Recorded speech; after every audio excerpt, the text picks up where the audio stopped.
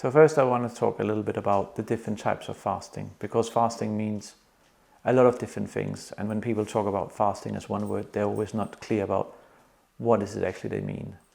So the way I use it and I define it is, the first thing is you have intermittent fasting, which is somewhere between 12 and 16 hours. It's very popular for dieting and things like that. And as I said, it's also what, for example, is used during the Ramadan, where you're not allowed to eat when the sun is up. And actually also just by reducing the hours you have to eat, you also reduce your calorie intake.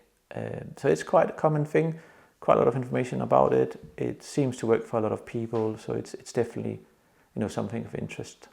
But then you get into what I will call short-term fasting, and there's also lots of things you can find about that, and I would say that's 24 to 72 hours of fasting.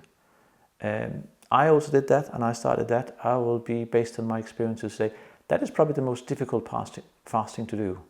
Really coming up to 3 days of fasting is where ghrelin, which is the hunger hormone, sets in. But after 3 days, it stops. Right? It's like the body goes, fair enough, there's nothing to eat, so I'm going to stop stressing the body with ghrelin. And also it's given enough time for this thing to go where glucose burning, which is the one we normally burn, sugar, is moved over to become fat burning. So you're now burning the somewhere between 60 to 100,000 calories we all carry inside us. And that's where you come into what is long-term fasting. And that is pretty much, in my view, anything that's over 3 days. But then you go into how long can it be. As I say, when you look at the internet and you look up long-term fasting on YouTube and the like, you normally get 21 days. And my experience was then it was up to 40 days. Specifically, I ended up on 36. And for reasons I'll come into, I strongly cannot recommend anybody going over 40 days because it can be very dangerous. So the type of fasting I did was water only. I only had water, I had nothing else.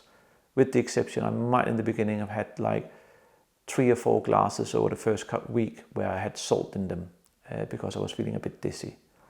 But then you also have things like juice fasts, and you of course also have fasts where people take supplements into it, and you can even in some fasts have a very little bit of food, a couple of nuts and things like that, because the key thing is it will not disturb the movement away from burning sugar to burning fat.